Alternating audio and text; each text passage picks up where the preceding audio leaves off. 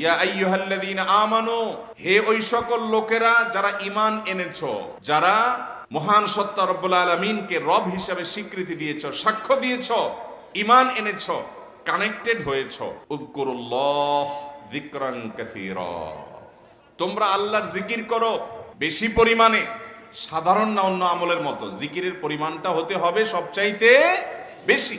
নবী করিম সাল্লাল্লাহু আলাইহি সাল্লাম বলেছেন, মাসালুল লাযী ইয়াযকুর ওয়াল্লাযী লা ইয়াযকুর মাসালুল হাইয়্যি ওয়াল মাইয়িত। বুখারীর হাদিস।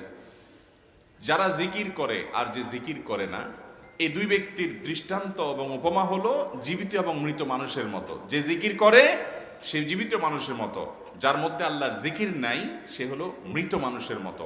কারণ তার রূহ, তার আত্মা এটা আল্লাহর সাথে কানেক্টেড না, এটা ডিসকানেক্টেড, মৃত মানুষের মতো। দুনিয়ার মানুষ তাকে জীবিত দেখছে, সে আক্ষরিক অর্থে জীবিতও বটে, হাকিকাতান এবং অন্তর্নিহিতভাবে যখন তাকানো হবে, তার এই কলব তার মালিকের সাথে কানেক্টেড না থাকার কারণে সেটা মরা। কোরআন হাদিসে যত দোয়া আছে, জিকির আছে, এগুলোর জিস্ট এবং নির্যাসটা বের করে আনা। তো আমি কোরআন হাদিস অনুসন্ধান করে ঘেটে দেখলাম 6টা দোয়া এবং জিকির আছে, যেই দোয়া জিকিরগুলো কোরআন হাদিসে বর্ণিত সকল দোয়া জিকিরের খোলাসা, সারমর্ম এবং নির্যাস। এই 6টাকে যদি কোনো মুসলমান নিয়মিত আঁকড়ে ধরে, তাহলে কোরআন এবং হাদিসের যত দোয়া এবং জিকির আছে কেমন যেন তার নির্যাসটা নিয়মিত সে আমল করলো। বলবো সেগুলা। এই 6টা দোয়া এবং জিকিরের মধ্যে সর্বপ্রথম হলো নবী করিম সাল্লাল্লাহু আলাইহি সাল্লামের প্রতি দুরূদ প্রেরণ করা। নবীজি সাল্লাল্লাহু আলাইহি সাল্লামের প্রতি দুরূদ প্রেরণ করার আমল এরকম আমল, আপনি যদি সারা দিনে শুধুমাত্র নবীজির প্রতি দুরূদ প্রেরণ করার আমলটাই জিকির হিসাবে সবচেয়ে বেশি করেন, দোয়া হিসাবে যদি এটাই আপনি সারাদিন করতে থাকেন, তো আপনার জন্য যথেষ্ট হবে। আল্লাহর কাছে আর কিছু না চাইলেও চলবে, আর কিছু না চাইলেও চলবে। দুরূদ মানে হলো নবীজির জন্য দোয়া করা। ভাই, আল্লাহ তার হাবিবকে রহম করবেন, আপনার আমার দোয়ার দিকে আল্লাহর তাকানোর কোনো ঠেকা আছে? নবীজি কি আমাদের দোয়ার কোনো মুখাপেক্ষী? কিন্তু আমরা তার জন্য দোয়া করলে ওই চান্সে আল্লাহ তাআলা আমাদের প্রতি অনুগ্রহ করবেন। একবার না, আপনি নবীজির প্রতি একবার রহমতের দোয়া করবেন, একবার দুরূদ পাঠ করবেন।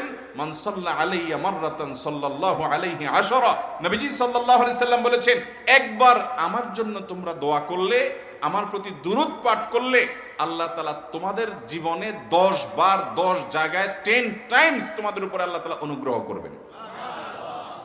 আপনি টেরও পাবেন না কত জায়গায় আল্লাহ অনুগ্রহ করেছেন। আল্লাহ বাঁচাই দিয়েছেন, একটুর জন্য শেষ হয়ে যান নাই। ওই যে দুরূদ পড়ছেন, আল্লাহ তাআলা রক্ষা করছে, আপনি খবরও নাই।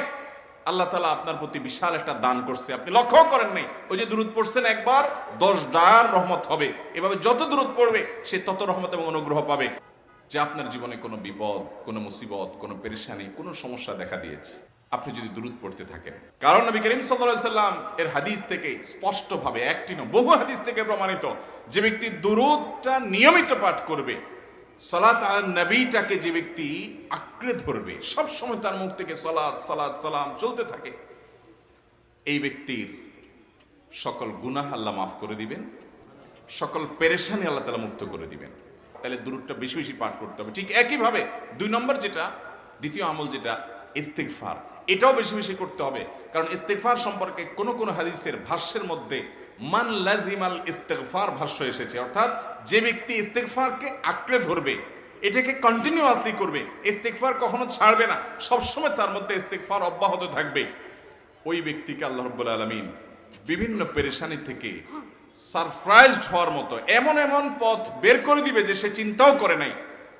তার পেরেশানি থেকে মুক্তির পথ আল্লাহ তাআলা দেখাই দিবেন। ইস্তিগফার কিভাবে করবেন ভাই? ইস্তিগফার এমন একটা আমল, এটা ছাড়া তো আমাদের উপায় নাই ভাই। ইস্তিগফার আমাদের দুনিয়ার পেরেশানি দূর করবে, আখিরাতের পেরেশানি দূর করবে। দুনিয়ার পেরেশানি, আমাদের বিপদ আপদ মুসিবত, এগুলো, রিজিকের অনটন অভাব, এগুলা। আর আখিরাতের পেরেশানি হলো আমাদের পাপ গুনাহ, এগুলা। আস্তাগফিরুল্লাহ আস্তাগফিরুল্লাহ মানে কি? আল্লাহর কাছে আমি ক্ষমা প্রার্থনা করি, আল্লাহর কাছে আমি মাপ চাই, আল্লাহর কাছে আমি তওবা করি, আল্লাহর দিকে আমি ধাবিত হই, আল্লাহর কাছে আমি ফিরে যাই। আস্তাগফিরুল্লাহ আস্তাগফিরুল্লাহ। যে কোনো অবসরের সময়গুলোকে ইস্তিগফার দিয়ে পরিপূর্ণ করে দেন ভাইরা আমার। ইস্তিগফার সকল সমস্যার সমাধান। ইস্তেগফারের ভিতরে সবচেয়ে শ্রেষ্ঠ ইস্তেগফার হলো সাইয়্যিদুল ইস্তেগফার। সাইয়্যিদুল ইস্তেগফারটা যদি মুখস্থ না পারেন, অন্তত লিখিত ভার্সনটা পড়েন। সাইয়্যিদুল ইস্তেগফারের যে অর্থ, এটার যে মর্ম, বড় হৃদয়গ্রাহী ভাই, বড় মর্মস্পর্শী। ইমানদার এটার অর্থের দিকে তাকায় যদি পড়ে, তো তার অন্তর না গলে পারে না। ইস্তেগফার বেশি বেশি করতে হবে। নাম্বার 3, ইয়া যাল জালালি ওয়াল ইকরাম। এটা একটা জিকির, আল্লাহ তাআলাকে ডাকা, আহ্বান করা, এটাই জিকির। ইয়া যাল জালালি ওয়াল ইকরাম। নবী করিম সাল্লাল্লাহু আলাইহি সাল্লাম বলেছেন, আলিজু বিয়া যাল জালালি ওয়াল ইকরাম। তোমরা ইয়া যাল জালালি ওয়াল ইকরাম এটাকে আঁকড়ে ধরো, এটাকে নিয়মিত করো, বেশি বেশি করে বলতে থাকো এটাকে সব সময় এটাকে মুদাওয়ামাতের সাথে কন্টিনিউয়াসলি এটা বলতে থাকো, ইয়া যাল জালালি ওয়াল ইকরাম। অনেক উলামায়ে কেরাম, মুহাদ্দিসিনে কেরাম ইয়া যাল জালালি ওয়াল ইকরাম কেন নবীজি এত বেশি বলতে বলেছেন, এটার মাধ্যমে আমাদের লাভটা কি, এর ব্যাখ্যা করতে গিয়ে বলেছেন, ইয়া যাল জালাল মানে হলো হে মহান মহান বড়ত্বের অধিকারী, হে জালালের অধিকারী, হে জালাল।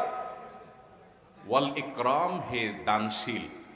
তাহলে প্রথম বাক্যে আল্লাহর বড়ত্বের কথা স্বীকৃতি দিয়ে প্রশংসা করা হয়, আর দ্বিতীয় বাক্যে হে দানশীল বলে আল্লাহ তাআলার কাছ থেকে চাওয়া হয় যে আপনি যেহেতু দানশীল এবং আপনি যদি মহান, অতএব আপনি আমাকে দান করেন। এটা ডাকলেই, আল্লাহকে এই বলে ডাকলেই চাওয়া হয়ে যায়। এই জন্য বেশি বেশি করে ইয়া যাল জালালি ওয়াল ইকরাম পড়তে হবে। 3টা হয়ে গেল। নাম্বার 4 নম্বর যে দোয়া এবং জিকির করতে নবী করিম সাল্লাল্লাহু আলাইহি সাল্লাম সব সময় আমাদেরকে উৎসাহ দিয়েছেন, অনুপ্রেরণা দিয়েছেন। এবং ইবনে সাদি রাহিমাহুল্লাহ তিনি 6টা নির্যাস দোয়া এবং জিকির যে বলেছেন, তার 4 নম্বর হলো লা হাওলা ওয়ালা কুওয়াতা ইল্লা বিল্লাহ। লা হাওলা ওয়ালা কুওয়াতা ইল্লা বিল্লাহ। লা হাওলা ওয়ালা কুওয়াতা ইল্লা বিল্লাহ, এটা হলো সারেন্ডার করা, আল্লাহর কাছে সারেন্ডার করা, আত্মসমর্পণ করা। মানে আল্লাহ ছাড়া কোনো ভালো কাজ করার ক্ষমতা কারণ নাই, করার তৌফিক দেওয়ার ক্ষমতা কারণ নাই, আর পাপ থেকে বাঁচানোরও ক্ষমতা কারণ নাই। এই জন্য আমি কেমন যেন আল্লাহর কাছে সারেন্ডার করছেন, লা হাওলা ওয়ালা কুওয়াতা ইল্লা বিল্লাহ।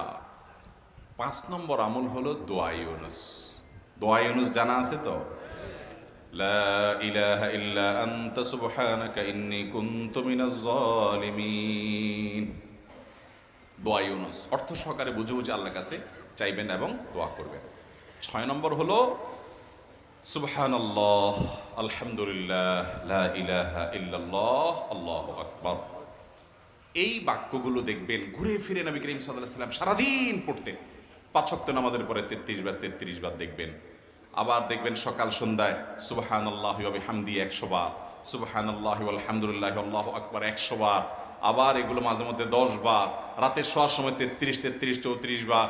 বিভিন্ন সময় দেখবেন ঘুরে ফিরে এই সুবহানাল্লাহ, আলহামদুলিল্লাহ, লা ইলাহা ইল্লাল্লাহ, আল্লাহু আকবার, এগুলো একটা মিজানের পাল্লাকে পরিপূর্ণ করে দেয়। কোনোটা আসমান এবং জমিনের মধ্যবর্তী জায়গায় সওয়াব দিয়ে পরিপূর্ণ করে দেয়।